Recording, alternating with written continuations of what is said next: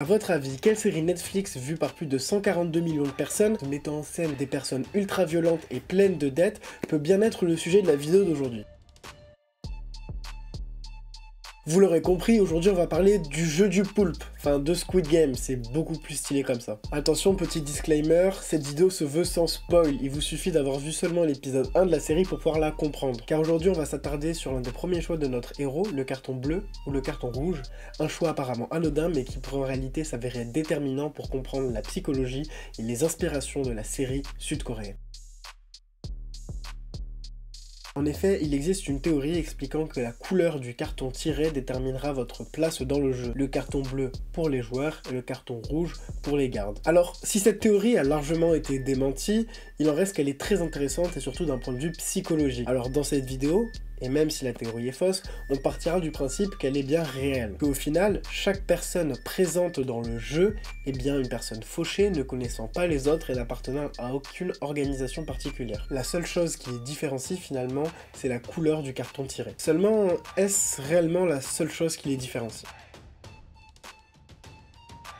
En réalité, la chose qui différencie principalement les gardes des prisonniers, c'est que les prisonniers, jusqu'à un certain niveau, restent passifs, ils ne font que jouer au jeu, alors que les gardes, eux, ont un rôle actif, ils permettent le bon déroulement du jeu, et éliminent aussi les candidats qui perdent. Et là se trouve une grande différence. Pour respecter justement la promesse de non-spoil, on va s'attarder uniquement à l'épisode 1, et donc à la première épreuve, le 1, 2, 3 soleil. On voit bien la différence dans cette épreuve, tandis que des snipers et des gardes tuent les joueurs qui perdent, les joueurs, eux, se contentent de jouer. On voit bien alors que les gardes procèdent à un massacre. Mais en réalité, comment c'est possible? Comment on peut transformer une personne qui est simplement fauchée en une personne capable de tuer de sang-froid d'autres personnes? Comment peut-on créer une armée de personnes obéissantes capables de tuer dès qu'on leur demande? Finalement, comment peut-on arriver à transformer des humains en de tels monstres? La réponse à toutes ces questions se trouve dans l'effet Lucifer ou alors l'expérience de Stanford, une expérience menée par le professeur Zimbardo.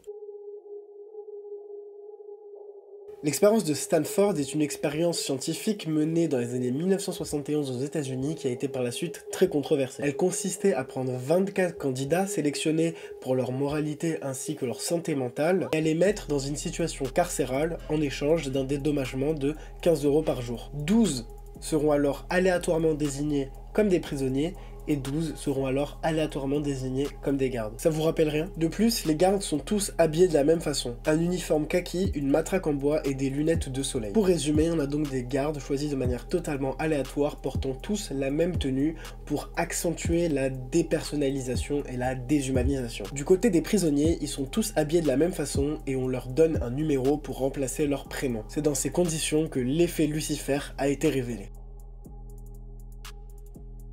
Donc l'expérience, pour commencer, elle commence de manière assez fracassante puisqu'avec le concours de la police, les 12 personnes désignées aléatoirement toujours pour être des prisonniers sont ramenées justement par la police avec la totale, sirène, gyrophare, menottes, devant toute leur famille et leur voisinage, sont ramenés dans un bâtiment de l'université de Stanford avant d'être fichés, pris en photo comme de véritables prisonniers finalement. Ils sont ensuite placés en situation carcérale et l'expérience commence enfin. Cependant, après quelques jours, l'expérience devient totalement incontrôlable. Les gardes se sont mis à priver les prisonniers de matelas, de nourriture, d'hygiène. Des actes de séquestration et de violence, aussi bien sexuels que physiques, ont été également recensés. Au final, en seulement quelques jours, plus d'un tiers des gardes avaient développé des comportements sadiques à l'égard des prisonniers. Prisonniers qui, par ailleurs, avaient alors développé des troubles mentaux importants. Suite à ça, l'expérience fut stoppée seulement au bout de 6 jours sur les 2 semaines de prévues. Alors même si les conclusions de cette expérience sont assez débattues, on peut en tirer plusieurs choses. N'importe qui peut devenir n'importe quoi en fonction des conditions dans lesquelles on le place. Ces 12 gardes qui avaient été choisis pour leur moralité exemplaire, qui avaient passé des tests de psychologie, des tests cognitifs,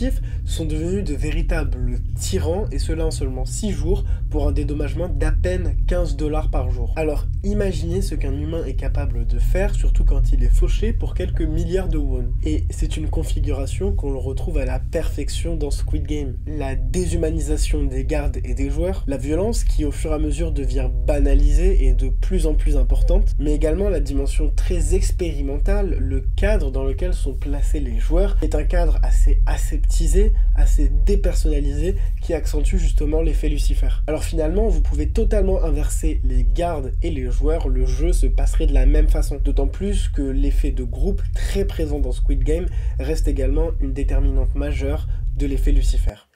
Alors voilà, j'espère que cette vidéo vous aura plu, que ce concept essayant de mélanger psychologie, analyse et Squid Game aura été intéressant pour vous. Cette vidéo m'a demandé pas mal de recherches, donc si vous voulez soutenir le travail, n'hésitez pas à lâcher un petit commentaire, à vous abonner et surtout à faire le bon choix.